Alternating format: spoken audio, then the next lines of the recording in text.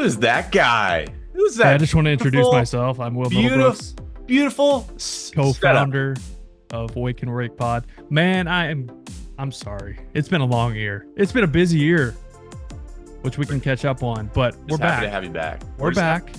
And you know what? This next season, I'm going to be a better human being of carving out time to do Wake and Rake more often, because I overloaded my plate with Red Sox and all things baseball and broadcasting.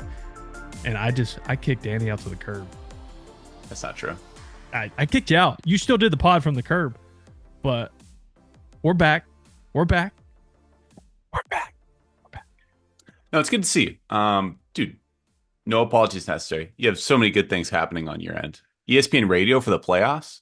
Yeah, dude, that was awesome. Tell me about that. Detroit at Houston, which was a fun series. So, doing postseason and doing broadcast every day, you go in the coach's office, you sit down with the manager, you do one-on-one meetings, you're with the TV crew too. And that was like Tim Kirchin and Todd Frazier and like all these guys. So getting to sit and talk to those guys, and obviously sitting down with AJ Hinch, and guys like that are unbelievable. So postseason atmosphere is totally different, obviously. Radio was totally different. It was my first time doing radio, and it was in the postseason. I was like, okay. Luckily, I was with Dave O'Brien, who's my play-by-play guy when I do Red Sox games on TV. So there's a comfort level there of knowing each other and like knowing his timing on things. But radio is totally different. Like, I have to shut up. Like in baseball, I can talk over the pitch because the viewer can see it. Radio, as soon as a pitcher starts moving, I got to shut up because he's got to tell you the pitch is coming. And then I have to pick it back up. So it's a little bit different speed, a little bit of different structure to storytelling. And I have to be more detailed of what I'm telling the listener, which was kind of fun. And it was a challenge, but I think it went well. We'll see if we do any more. I think I may be doing some radio for the Red Sox next year too. Did Dave coach you through that, or did you just kind of understand the process of radio? A little bit of both. Dave's really good. I also talked to our radio guys in Boston when I knew, because I found out like early September that I was going to get the opportunity. So I talked to Will Fleming, Joe Castiglione, who just retired, but Hall of Famer, Lou Merloni, who does a ton for us. So I talked to those guys, and they all said the same thing. Like, it's basically the same stuff. You can be a little more detailed in explaining what you see from a swing or a pitch or a play in the field, because you have to explain it, to elaborate a lot more because you can't see it. And the biggest thing is just always make sure you don't talk over the pitch, which is easy to do once you get through like an inning. You're like, oh, that's fine. I don't know if I like radio. I didn't think I would, and I really did.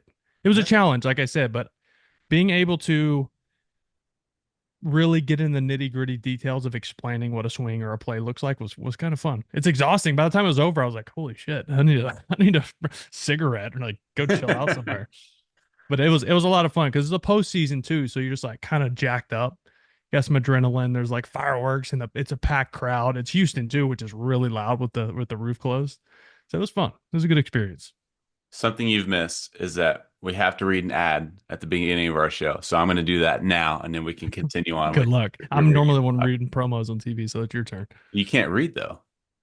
It's Braille. Do they know that? Not yet. BetOnline is the world's most trusted betting platform and your number one source for online betting. From the earliest odds to in-game live betting, BetOnline provides you with all the action and the ability to watch the games as they happen. With the largest selection of odds on everything from football, NBA, and college basketball, NHL to UFC and MMA. Head to BetOnline today to get in on the action with America's most trusted site for online wagering. BetOnline, the game starts here. They use very elementary language for you nailed that. Like us. So you also went to college? And I went to high school in East Texas. I'll leave it at that. That's the equivalent of maybe middle school in New York. I'm not going to argue it. But here I am, baby. Here I am. A lot of predictions today, people. Yeah, which is fun. That's a fun time of the season, right? It's like, yeah, it doesn't matter if we're wrong because no one knows. The players don't even know. No. The older I get, the more ridiculous I think predictions are, and mostly when it comes to the game. So I do like off-season predictions because there is strategy and there's reasons for rumors. Like, like certain teams have a certain amount of money allotments, international pool money, stuff like that. like there's actual strategy to these predictions. What I don't like is naming that the Dodgers are going to beat the Yankees in the World Series because nobody fucking knows who's going to be in the World Series each and every year. Right. Even though that was a little chalky. What's This crazy though is you start looking at viewership on post and viewership on segments on TV, and those are the ones that people love because people love future betting. You know what's Right? interesting about I'm glad you brought that up. Okay. So you would think Yankees, Dodgers, it was great for ratings for baseball. Fox was they benefited amazingly from the World Series because it was the two biggest teams in baseball. But from a CBS Sports perspective, at least on social media, we benefit more from the underdog. Oh yeah. So we benefited more from the Detroit Tigers beating the Houston Astros in the American League Divisional Series, content wise, engagement wise. So at least on the social media streets from the non-broadcasting partner CBS, we benefit more from the non-mainstream team, the non-Dodgers, the non-Yankees. Yeah. There's still an appeal, like we still have a Yankees audience, but as a Well, whole, that's the thing is the big market audience will always be there, right? So it's a small market that if they're not in the postseason, they're not coming to listen. So yeah. you're actually just gaining viewership. The big guys, even if they're not there, a lot of those fans are still watching and listening. So it's I don't know. Yeah, I guess that's a good thing for what we do. I think if you looked at our numbers, ironically, our numbers were better last, at least on social media, CBS. Our numbers were better with Rangers Diamondbacks than it was Yankees Dodgers, which makes no sense. It definitely didn't compete with this year's TV ratings Oh, not even because I close. I was a little disappointed in this World Series because I thought this was going to be like an all-time classic. And especially after game one, it's like walk-off bomb, right? You're like, all right, this is it. This is gonna be the best World Series of all time. And then it was just really felt like domination by LA. Do you know Freddie Freeman at all? No, I don't. I I want feel to. like he could do my taxes though. I want to meet him. So, like do your thing, get him on a podcast or something, or maybe set up a meet and greet maybe for your boy. Meet and greet? Yeah, we can Click, try. click He's that like link. he's pretty big time. I Click that. saw him he was on Travis Kelsey's Yeah. pod. He was saying that his they were like, what sport would you play if you didn't. I'm just looking at the link you sent me. That's pretty hilarious. Did you see that? I had to tap myself on the back because I made this Photoshop. Oh, you did that? I did. That's actually hilarious. You're gonna have to flash that up on the YouTube link for this.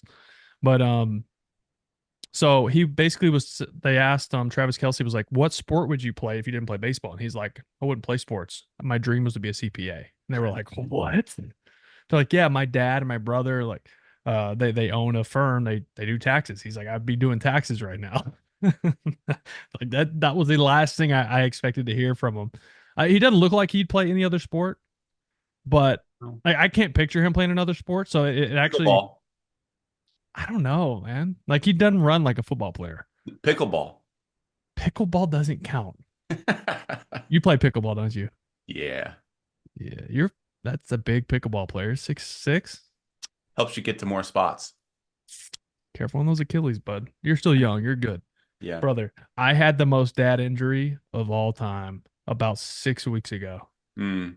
So it was like right before the end of the season, and we're The playing end of catch the up. the end of the season. Let's not act like you were playing here, pal. It was still my season. I was a broadcaster. Okay, leave me alone. So I was about to go to Boston for my last home series, and then I was going to go from there to Houston for the playoff series that we just talked about. And I was at the gym, which I'm in and out of the gym here because I'm on the road a lot. And we're back in. I'm doing like shuttles, and I'm going back and forth like 10-yard shuttles. It's like a cardio thing. And I stepped to turn, and I thought someone kicked me in the bottom of my foot, and then it was like felt the pain. Obviously, I completely ruptured my plantar fascia in my foot. Ooh. Oh, brother, awful. You know when you point your toes up and look at the bottom of your foot, and there's like the tendon that runs in the arch of your foot. Hmm. It's gone. Ah. Gone. Luckily, so my neighbor is a foot and ankle specialist. Shout out Alan McGill. I called Alan. I'm like, Alan, brother, I just blew out my plantar fascia. And he's like, oh no, no, no, you didn't. He's like, can you walk? I'm like, yeah, I can walk. It just hurts. And he's like, all right, we'll come over to the house. So I go over to his house, and sure enough, gone, Gone. He's like, wear this boot for about 6 weeks. The boot's back there. I did not wear the boot because I had to go to Boston, and the last thing I want to do is be walking around Fenway with a boot on, and people being like, "What's going on? What happened?" And we have to talk about it. So I just kind of powered through it. The first 10 days sucked, and then it got better, but like still, it's still super tender. Like, and if you look in the arch of my foot, it's just like above my heel. There's just kind of like a lump. Hmm. Looks like an egg under my skin because it's all like it's a ligament, and it's supposed to just like scar over and be fine. But now I'm like paranoid. I'm gonna do it to the other side. I'll be honest, man. You said big dad injury. That's not so bad. Like you did it at the gym. Yeah, I know. Like I I was was working. expecting you were playing with Mackenzie in the backyard Oh and no, there's plenty you of times I took go to the pick her up and I'm like, there goes my back. I yeah, don't talk about those anymore because it's embarrassing, but blowing out my plantar fascia, woo, I don't recommend it. you Carlos Correa. Did he do that? I remember 2013 David Ross, I was playing with him and he did his. I should have called him and been like, what do I do? Probably wear the boot, but it's too late. Too late Mm. now.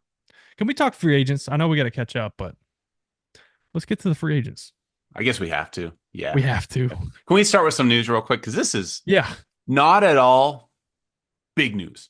But the fact that the Angels are like the only ones playing ball this offseason is strange to me. So there's Yeah. been, I think, five offseason signings, major league contracts. The Angels, I should rephrase and say, significant acquisitions.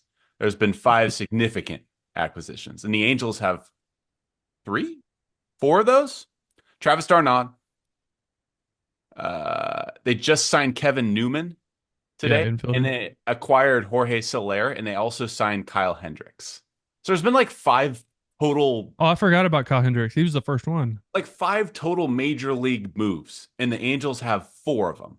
Yeah, they don't move the needle, but they make them a team. Like, Yeah, it's not like they can field a team, is what you're saying. yeah.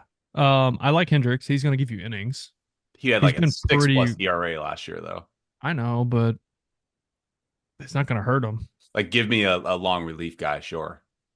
Yeah, no, I hear you. I hear you. Darno, that's like a homecoming. Like he's from Orange County. I'm sure he just wants to finish his career there. Newman, I don't really know much about, to be honest. The Angels kind of operate differently than any other team. Remember in the Actually, go ahead. remember in the draft like 3 years ago, they took 18 players, I think it was, and they took 18 pitchers. Yeah. The Where they Angels at? are the Angels are different. Yeah. Well, they're the Angels. They suck. Yeah. And unfortunately, they have one of the best players of all time, which I feel like we forget about Mike Trout. Is Like he going to be in he's LA next year? which LA? Oh, stop it. Don't do that. Don't do that. I hope not, but probably. Yeah. I, he's been wasted, man. And I love Trout. I love him. I wish 3 or 4 years ago he ended up somewhere else. And I feel like he could have, but he chose to stay. That's a loyalty thing, you know? But God, I feel like we were robbed of like what could have been the best career of all time. There's still time. There's still time, but Father Time is undefeated. And, he's starting to rear his ugly head on Mike Trout over the last couple seasons. So we'll see. He could still hit 40 homers. I mean, he's still that guy. You just got to stay on the field. Unfortunately, you're not going to DH him, so that wear and tear on the body starts to, we already see him not stealing bases as much. So we'll see. Who knows? I wish he could go somewhere else and win. I feel like he deserves to win, but that's not how it works. Fortunately for Trouty, he now has Kevin Newman and Travis d'Arnaud to set the table for him in the middle of that lineup. If you say Darnell one more time, I'm going to Darno, Darnell. same thing. Tomato, eh? It's French, not Italian. It's fine. This was very interesting to me. Brent Strom was hired as an assistant pitching coach of the Pittsburgh Pirates. Little background on Brent Strom for those that don't know. He's considered a pitching god in this industry. He was the pitching coach with the Houston Astros during their dynasty. He was credited with revolutionizing Charlie Morton's career. He helped Garrett Cole along. Lance McCullers has been very complimentary of Brent Strom in his days. He helped them in their dynasty. Then he went over to the Arizona Diamondbacks helped revive the career of Merrill Kelly, turned Zach Gallen That Gallen, into a yeah. Cy Young pitcher. Now Brent Strom is heading to Pittsburgh with a couple guys by the name of Jared Jones, Mitch Keller, and Paul Skeens. Yeah, I'm always intrigued by these type moves of how old is Strom? How old is He he? is 76 years old. Yeah, so You're this is joking. where I'm intrigued. Like, I'm not saying like mine start to go, but they do a little bit at that age. Like, Whoa. no, hear me out. There's Whoa. a story here. Calm down. Calm down. 76 is old to be coaching at this level. Now, the point I'm getting at is how good is he at accepting the new age? And also like are teams willing to give him free reign to kind of coach in an old school type way? Because you have all these new young pitchers. How are they like how's the connection between these guys? How's the trust? It's just like, oh, he had a good career. He's has a resume of helping guys get to where they want to go. But is the organization obviously they hired him, so there's obviously some trust there to say, hey, yeah, you can do things your way. But there's got to be a balance of like his old school way of doing things, which he has seen success with, and the new analytical age and the metrics and the TrackMan and the Rapsodo and all like how bought in is he on? I'm just curious because I don't know if he's bought into like all that stuff. He's got to be, or he wouldn't get a job, I would think. Uh, According to his Wikipedia page, I don't know Brent personally, but according to his Wikipedia page, he is known to be a guy who relies on a traditional concept while implementing new analytics. Well, there you go. So he There's was your kind of answer. the guy that really led the charge of putting fastballs up in a zone, below barrels, below bats, where guys can't catch up to high velocity. Right. Okay. All right. Strom, uh, Tom House, Derek Johnson. Those are like your Mount one. There's probably Well, and Derek Johnson's seven. the youngest of all of them. Yeah, Johnson's 53. I'm trying to Yeah. think if there's one more to create like a I Mount had DJ Rushmore. in, I believe, Milwaukee. I'm going to throw Jake McKinley up in there because he was my college coach to complete my Mount Rushmore of pitching gurus. Is he in Milwaukee? Not anymore. He's now the head baseball coach at the University of Nevada, Reno. Oh, cool. Okay. Your Mount Rushmore of pitching coaches. Yeah, like World Series winners and then a college coach. I love it. Easy guy. You're calling people old. You're saying you're knocking No, people off bud. their pedestals here. This is You come this is back on this show and you this is disrespect my college honest. These coach. are honest thoughts about a 76-year-old coaching 22-year-olds. He just Tony La Russa'd him. How'd that go? All right, you Don't want to drink get and into drive, some kids. want to get into some free agents here. You have a list of top 10 free agents. Let's talk destinations. Let's talk numbers here, pal. Obviously, number one Well, on we got to. everybody's list. I wonder who number one's going to be here. Juan Soto, I right? thought it was Travis All right. Darnod. I'm going to say Darnod every time now. Darna. Darnod. Darna. All right. I Red want Bull to ask Academy. you. I want to ask you what you think Juan Soto gets, money wise. I'm just curious. I think he'll get 550. I think that's the absolute basement. Really? Yeah, I think he gets 600. A I lot think of it's six. going to depend on years Of because course. So you can justify 14 years because in 14 years he's only going to be 39. right. Well, yeah, yeah. Also, if you go 14 years, the AAV is going to be way less, which is better on your luxury tax. So, I think we see a 14-year deal just because of that. He's not going to defer money. I think it's very clear he's not going to go the Otani route and defer the money. I think he wants his money now. So, it could be kind of like a bell curve type thing where in a couple of years it peaks and then it kind of starts to go down towards the end of his career. That way, you're not eating Pujols money or Cabrera or it's obviously way more than that, but um when you get to like the last 3-4 years of this contract, like what's his value going to be? Obviously, like he's not going to be in his 40s, which is good. He's going to be right at 40 if you sign him a 14-year deal. So it won't overextend in that age. But like, at what point does he start to fall off? I don't know. We won't know for a long time. But um, this is going to come down to the New York teams, in my opinion. I know he's meeting with Toronto. He's meeting with Boston. He's meeting with. I just I'd be really surprised if the Yankees don't re-sign him.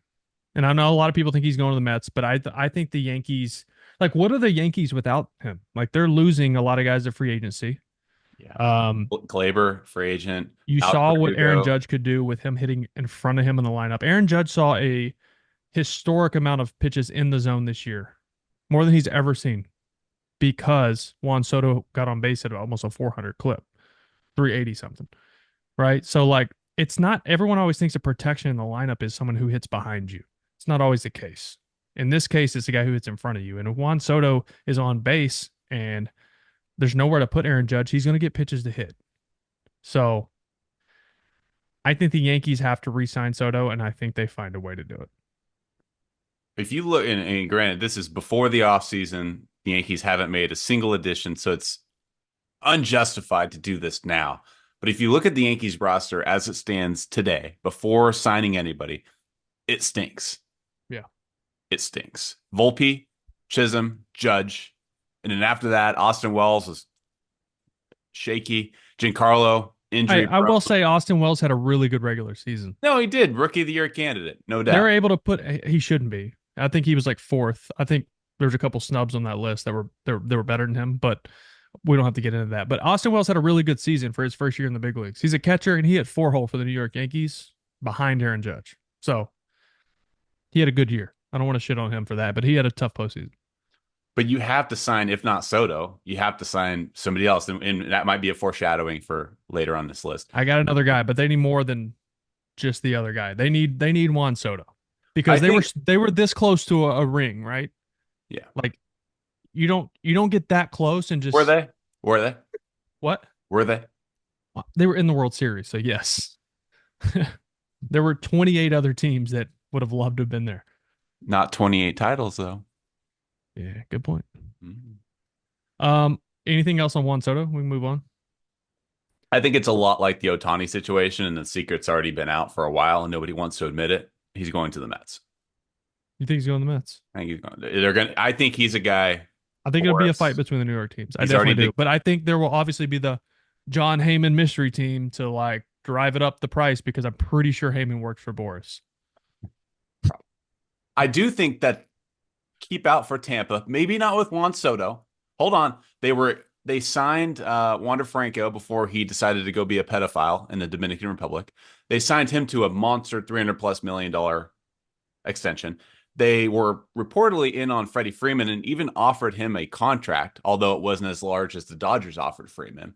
Tampa's hungry to spend some money at some point. So Well, maybe not. supposedly they're spending 60 million to fix their roof for Yeah, I two don't know. years before they build a new stadium. So I don't know. That's not I gonna. think I think Soto's money just went to their roof. Yeah, their roof might cost more than their payroll, actually.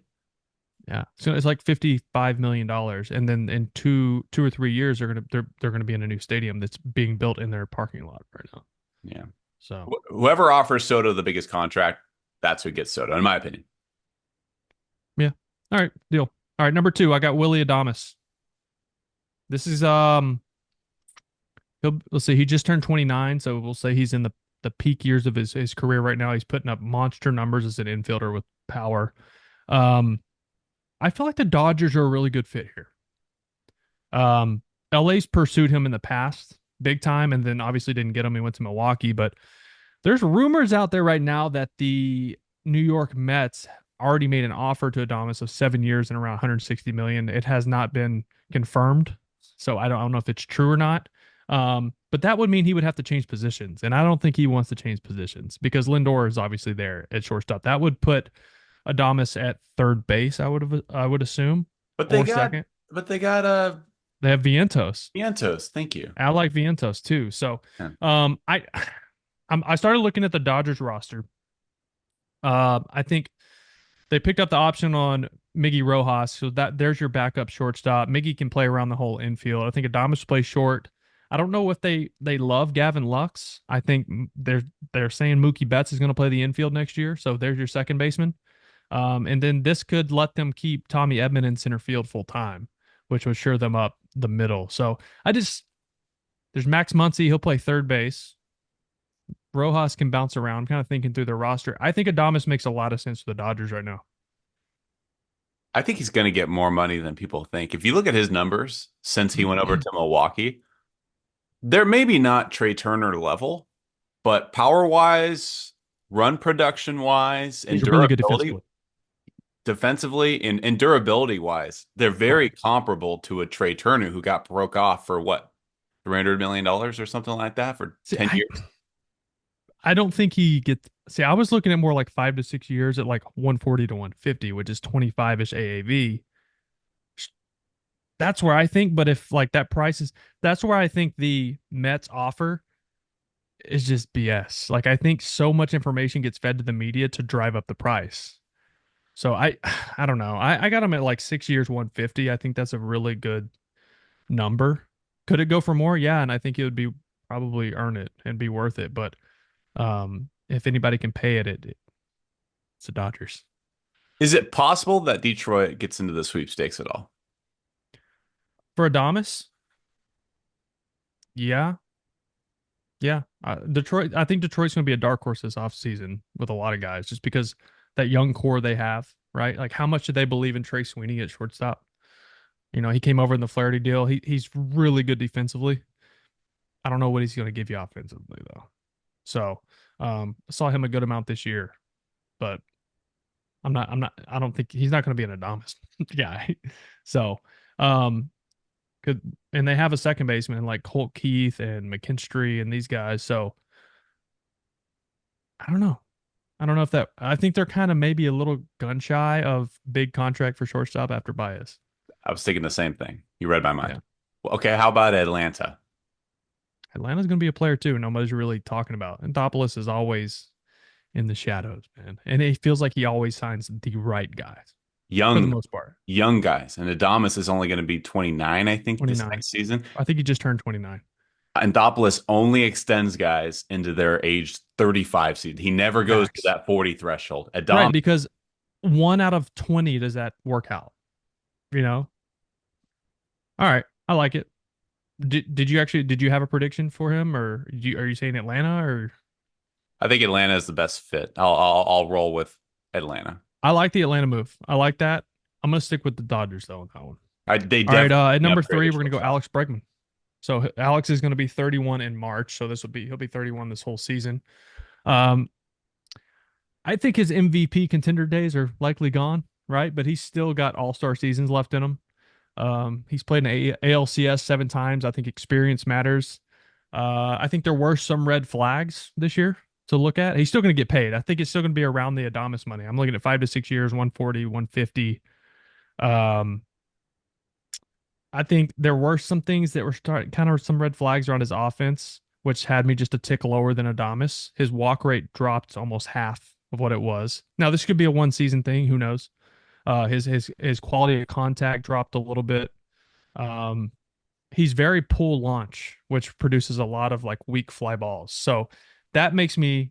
I don't think he's going to go to the Red Sox, but like a stadium like that, like Houston with the Crawford boxes, is beneficial for a guy who's pull launch who can miss balls and still hit it off the wall or hit a homer. So I think that should play into his decision. I know he's an Alex Cora guy, but he had come out and said he's open to changing positions, what would go to second base. But I'm not. I just think the Red Sox have other holes to fill, and they have some young guys coming up for competition at second base, and I think they go that route there and spend their money elsewhere with pitching. So I think he stays with the Astros. I think there's a lot of sentiment between these two, a couple rings. And Bregman seems like a guy who wants to play his whole career in Houston. So I think he stays with the Astros. I don't think they let him go. You look at his savant numbers. Savant. There you Um, go. inside joke. They're pretty much the same exit velocity, hard hit percentage. They've pretty much stayed relatively consistent each and every season, with the exception of 2020, which was a shortened season. There's only Yeah. so much you can take away from it. But if you look at his actual numbers since 2020, I don't want to say pedestrian, but for an everyday second, or excuse me, everyday third baseman, they're above average at best. Yeah. 261 batting average, a 795 OPS. Extra base hit numbers are high, a 16.8 WAR, which is very solid. But you compare that to 2019, 8.9 wins above replacement in 2019 in one Yeah. season. He was an MVP candidate. He finished second. that season. Bregman is also still very good defensively, which at this point in his career, being over 30 years old, I think he's still got a couple more years of plus defense in him too, which obviously makes his value higher. What about Chicago? And by Chicago, I do not mean South Side. I figured as much. Um, I think they'd have to overpay to take him away from Houston. I think he wants to be in Houston, so I think that matters. Um, if they overpay, great, and I think Chicago's probably in a position to do so. I would love Seattle to be able Oh, to I got a jump. guy going to. I got a guy going to Seattle. I'll get there. Okay. All right, let's get I don't know there. if you'll love it. I know you like Seattle. I like Seattle too, but we'll get there. We're close. All right, Couple guys away. After Bregman, what do we got? Hassan Kim. Number 4. That's high on the list. You know, it's not like a big, huge money deal. Well, I think he gets like a 4-year deal, like 75, 80 million. So 18 and a half to 20 AAV. He turned 29 in October, so he'll be 29 all season.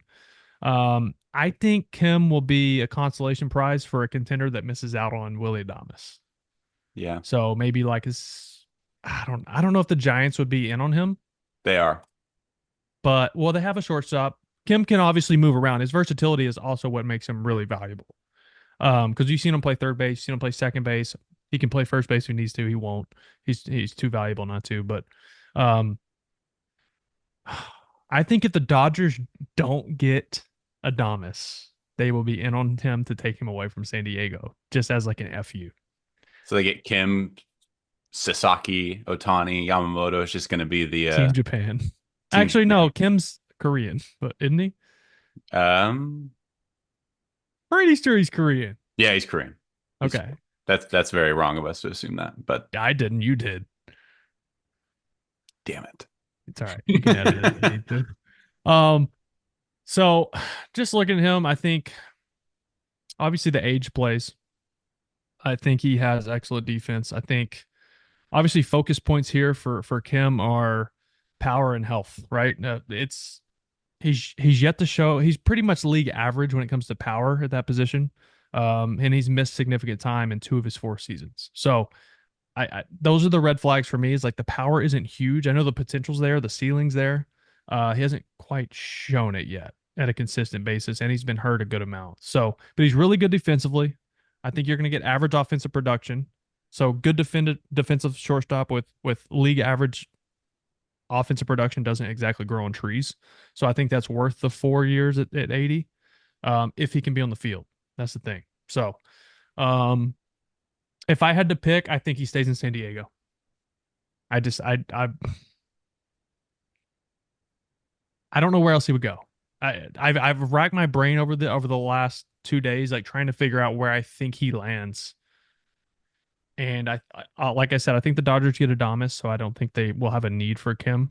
Mm-hmm. So I would think San Diego would try to retain him, just because I don't know who's going to play shortstop, right? You could put Bogarts there, but Do they want to though? Like, why would you move him off of it if you thought he could play on that contract? You move him because Kim is so elite defensively. That's I get that, but do you settle? Why can't you have both? I guess defensive war leaders at shortstop since Kim broke into the league in 2021. Kim is on top at 7.4 defensive war. I believe it. Gold Who's Glove. second? Lindor. Dansby Swanson. Oh, where's Lindor on that list? I'm curious. Not far down. Not far down. He's behind. It goes after Swanson. Jeremy Pena is actually in there. Really? Carlos Correa and then Okay. Francisco Lindor. Correa's always high defensive war. All right, I got you a Seattle pick coming right here at number 5. Okay. And I'll probably get yelled at for putting him at 5. But the reason he's at 5 is because he's not even 27 yet. He's still 26. Gleyber Torres. That's weird. He's only 26 years old. I know, dude, because he's been around forever, right? I feel Yeah, he seems like a veteran. He's like 20. Yeah, but like his career has like declined seemingly every year. It has. And it's like he figured out something the second half of this season, though, because he had a really tough first half. And then early to mid-August, the Yankees moved him into a leadoff spot, and he took off. Like, he was really good the second half. And into the postseason, he was very good. He was drawing walks. He was getting on base. So high contact was up. I don't know if it's a mentality thing or what, but whoever signs him's got to put him in the leadoff spot because it worked. I think there's a good amount of questions around him coming in the free agency. Obviously, his defense has obviously regressed. And he was a league average bat. I think he was only a league average bat because of the really good August and September that he had, um, which he was much more consistent. I'm not sure how much longer he can be a big league second baseman. I'll put it at that. I think his bat will play, but I do think can be a liability defensively and obviously on the base paths. Feel free to chime in on anywhere, but I think you see him move to maybe left field or first base at some point in the next few years. I just think if you're going to have a first baseman or a guy that can only be put at the designated hitter position, you got to have more than 15 home runs in the season, which is what he had this year. He had 15 bombs in Yeah. 104 games. Last season, 25 homers. It's solid, but I'm not going to put $150 million into my designated Nope. hitter to hit 20 home runs. Nope. Me either. I think 3 for 50.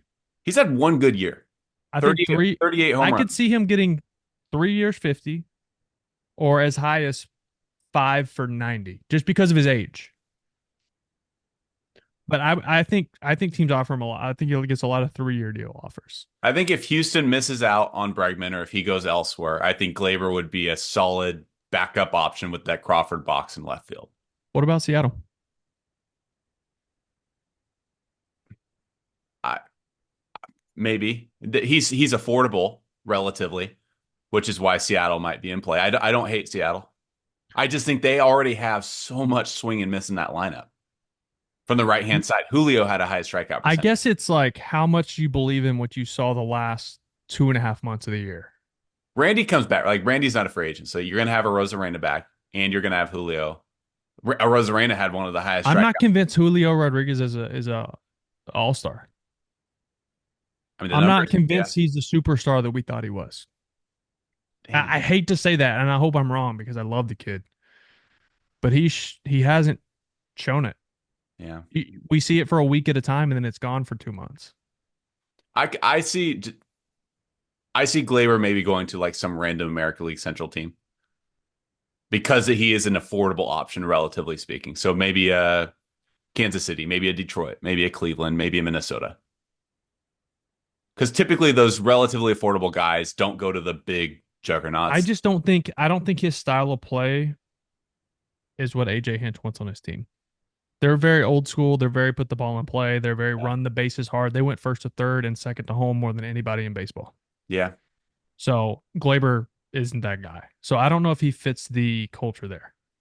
I don't hate your Seattle pick. I just think they have so much right-handed swing and miss already. Yeah, yeah. I don't know if it's a great fit. That's why I keep referring back to the like how much do you believe in what you saw the last 2.5 months? Like what changed? And those are conversations that will be had with agents and teams and well, this is my mindset change. This is what I did differently. This is mechanical change I make. And if that makes sense to a team, then they're thinking maybe this is sustainable for him.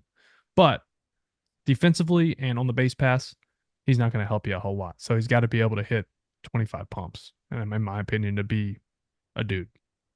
The next guy you have on my list might be my favorite player in the league, or at least one of my Mount Rushmore favorite players. Yeah, he was fun this year. Teoscar Hernandez, Love this guy, love dude. him. He's a lovable guy. He's fun to watch. He hits bombs. He wins home run derbies. He turned 32 in October, so he is starting to be, we'll call it over the hill in baseball terms. But man, he crushed it on the 1 year deal, right? Like there were all these talks of 3 to 4 year deals. I think Boston offered him a 3 year deal. He wanted a 4, so he said no.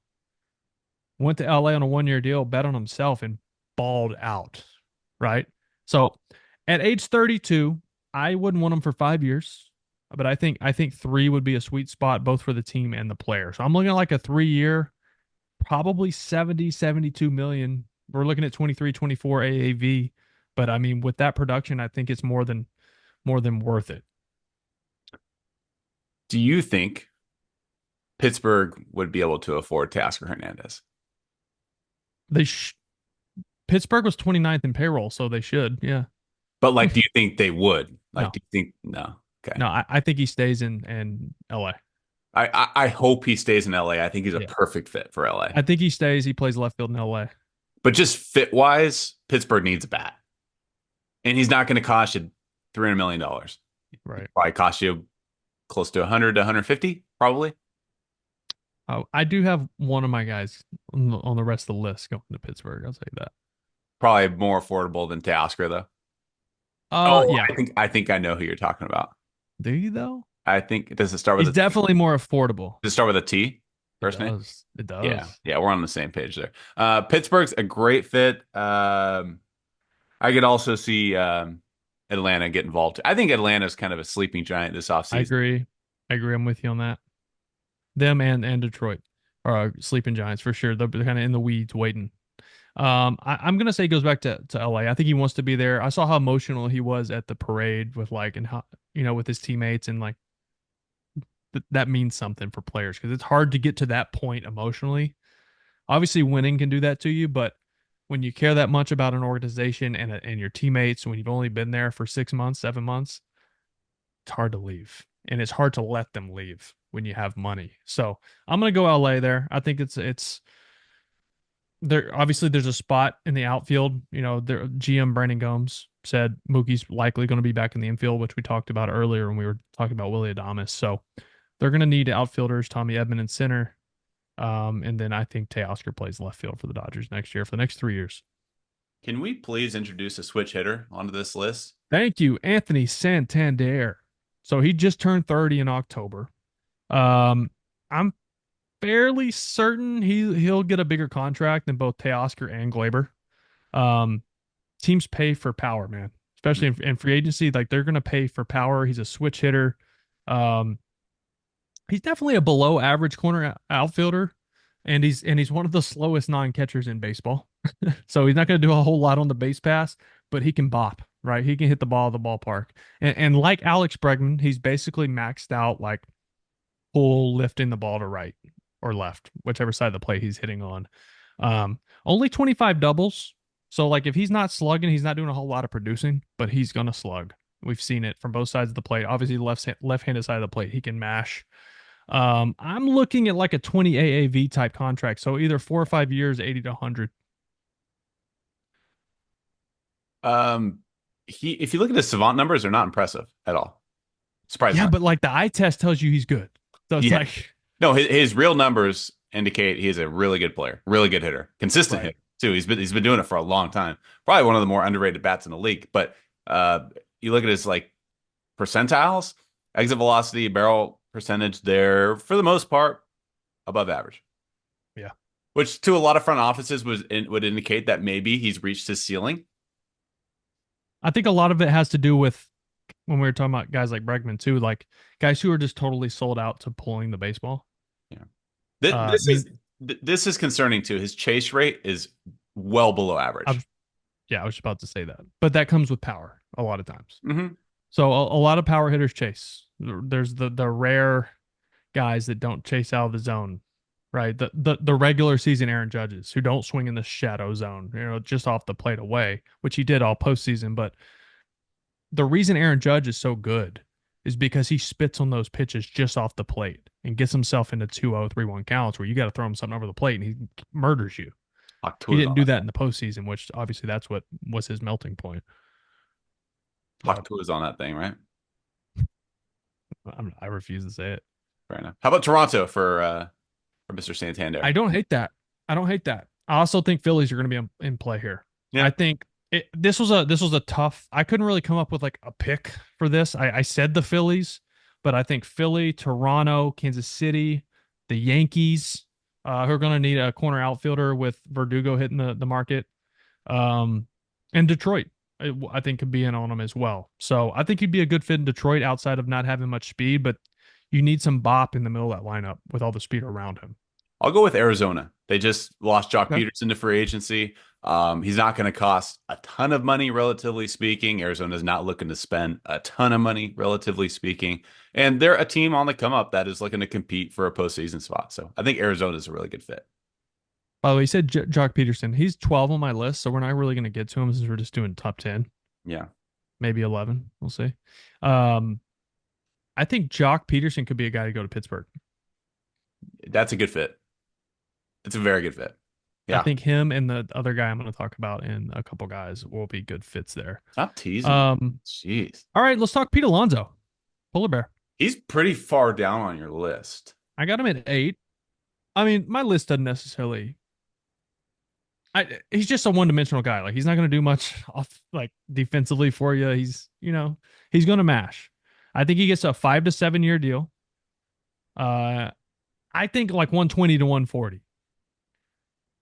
So like 20 to 25 AAV, and I think there is 0% chance the Mets let him walk. Right? He's one of the faces of their franchise. He I don't know means a if they lot to the want him. fan base. I don't know if they Huh? want. I don't know if they want him. I don't know, dude. Why not? I mean, tell me why. Exit velocity has gone down a smidge. He's not old. He's not even 29. No, he's not old, but He's 29 December. But I'm with you. There are some flags there. he has cut. His strikeout percentage has gone up. His walk percentage has also, it's relatively stayed the same. So Trace rate's gotten better. I Defensively, think not this is getting. interesting. Over his career, he's 30% above average offensively for his career. Uh, Only 21% over average over the last 2 years. So there's definitely some regression there. I don't know whether he's fighting injuries or whatever that is, or a league adjusting to him. We're Or splitting just hairs. yeah, we are. He's We're still probably splitting hairs. 40 homer potential every year. But So that's what you do in free agency with this much money on the line. So correct. Um, I think 5 year deal is what a lot of teams would want to do here. I think you could see the Mets tack on 2 extra years just to get the AAV down. Um, so just I don't know. I just he's a fan favorite there. I think he's important to that clubhouse too, which matters. We saw culture there um in the Mets clubhouse really be what got them into the playoffs. So he was a big part of that. I don't think he goes anywhere. I'd Yankees be are surprised. Yankees would be a pretty good fit too. Yeah, he would, except for this next guy I got going to the Yankees, Christian Walker. Oh, I love that so much. Yeah, I hate it as a Red Sox guy, but I love I that. just think it's a perfect fit, man. He's essentially been Pete Alonso with the bat the last 3 years, but the last 3 years he's also won a Gold Glove 3 years in a row. He's He's the so good. best defensive first baseman, like legit game-changing defense at first base, which you don't really say very often at first base, but that's how good he is. So, um, I think the Yankees are a great fit. Obviously, they declined the option on Anthony Rizzo. So not only do they need a first baseman, but they need to shore up the infield defense. We saw how brutal they were this year, and then in the postseason, it really ended up costing them a chance at you know a World Series. I mean, there were other aspects of their game that hurt them, but their defense was really sloppy. And I'm not just talking about the fifth inning of that game. So we talked about he has 3 consecutive Gold Gloves, but over those 3 years, he's also averaged 32 homers and 92 RBIs and a 123 OPS plus. So this has been a legit ball player, and not just defensive specialist. This guy mashes. Hmm. I'm thinking Houston for Christian Walker That was second for me. because they have Yeah. needed a first baseman. They tried John Singleton, and he's not really an everyday player, at least not numbers wise. So Now there's also a draft pick attached to him because he was issued a qualifying offer. So that plays into this, but I yeah, don't think it'll matter for a team like the Yankees. yeah, Seattle too. Yeah, he's always a fit to stay in Arizona. Seattle. I feel like every single player, it's like, oh, Seattle could play Well, here. maybe But Seattle. Seattle needs hitting. Yeah, I mean, if you want to go out west and go win 85 games and miss the playoffs by 2 games every year, then sure, go for it. So unnecessary. Why do you got to All slam? right, all right. So I have a 10A and a 10B. 10A, God, you it was used a, to give me so much shit about doing the same exact thing. You well, used to you used to say you California people and your inability to just to cut people out. Everybody gets a so trophy. so I think so I initially just had 10, which was Tyler O'Neill. But then I was like back and forth, like Jerkson Profar should be on this list. He earned that this year. So 10A is Tyler O'Neill. He's 29 right now. He won't be 30 until June of next year. Obviously, we know the power potential here. Saw it last year. the red flags there are injuries and swing and miss. Like that's always been the issue for To. So he had a 30, almost a 31% K rate, which comes with high amount of power. All right, he had 411 at bats. He had 99 hits. 31 of them were homers. So he's got a lot of pop. He's got that uppercut swing where if you throw it in the loop, he hammers it. And you see him hit hanging breaking balls. You see him hit fastballs at the top of the zone. I think he only had one or two to the opposite field. He's a big time pull power guy. I'm looking at like a 3-year contract here. Yeah. 45, 50 million. So like 15 to 17 AAV. And here's your Pittsburgh.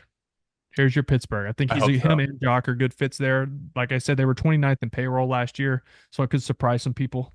But I think Ben Cherington goes out and spends a little bit of money because that team needs some veteran leadership and they need some offense, and I think this is a good guy to add on. You had Alex Bregman third on your list, and you have Tyler O'Neill 10A, 10B. Numbers since 2020, Tyler O'Neill has more home runs, more stolen bases, higher slugging percentage, and a higher OPS than Alex Bregman. It's just the durability, right? It's like can he be on the field? Because you saw him in St. Louis be really good and then have a couple of years we couldn't stay on the field, and that really hurt his production. I think San Francisco could be in play. 1,000%. I like that too. Yeah. I like that too. I also think Cincinnati would love to make some sort of move this offseason. They need to, especially bringing in a new manager in Tito. So they need to do something. They can't just say, here's a brand new manager with the same exact players. So, all right, 10B, Jurickson Profar, phenomenal year. Came in. His season was crazy, right? Minor league deal, have to make the team, right? Like crazy. Great dude. I played with him in AAA in 2017 with Texas when he was still a prospect. He wasn't quite a suspect yet. All right. And good teammate, gets his work in. And I was so happy to see him bet on himself this year and it pay off. And I think San Diego respects that. And I think San Diego realizes how valuable he is to their team. And I think he signs with San Diego. I think we see him on a 2-year deal, probably 30 mil, maybe a touch more. Yeah. With a 3rd-year option. I just think he was too valuable to that ball club, especially if they end up losing Kim. They're going to need somebody.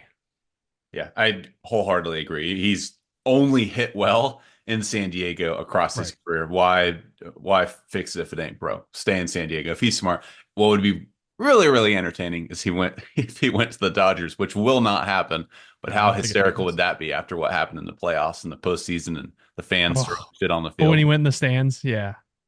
That would be fun. So a few more players at the end. I'm not going to talk about these guys, but Jock Peterson we hit on, Paul Goldschmidt, Carlos Santana, Danny Jansen, the catcher, Michael Conforto, and then Justin Turner were on this list as well. I only went up to 17. I didn't feel like we needed to go past that, but all those guys, even Justin Turner at a ripe old age of 65, I think can still help a ball club out, help a clubhouse out. So that was fun. We'll do starting pitchers next on the next episode, and we'll get into that, but should be a very active, very fun offseason. I think when we get to starting pitching, we're going to be waiting on a couple guys to sign just to kind of set the market, and then everything else. Same with the position players. Those top guys sign, and then everyone else falls in. But those big contracts take time. We're looking at like Christmas, New Year's, early January, I'm thinking.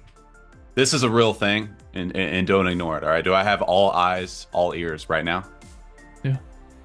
I had a dream last night that Paul Goldschmidt was playing for the Colorado Rockies. So for that reason and that reason only, Paul Goldschmidt will be in Colorado next year. You still dream about baseball? That's cute. Yeah, I do. I never got to play at the World Series stage like yourself. That's probably why I don't dream about it. I'm like, kid. Willie, appreciate you jumping on, man. Hey, we're back, baby. Mr. We're Voice. back. We're back. RAKE Podcast. We'll talk soon, people. Enjoy the off season. Adios.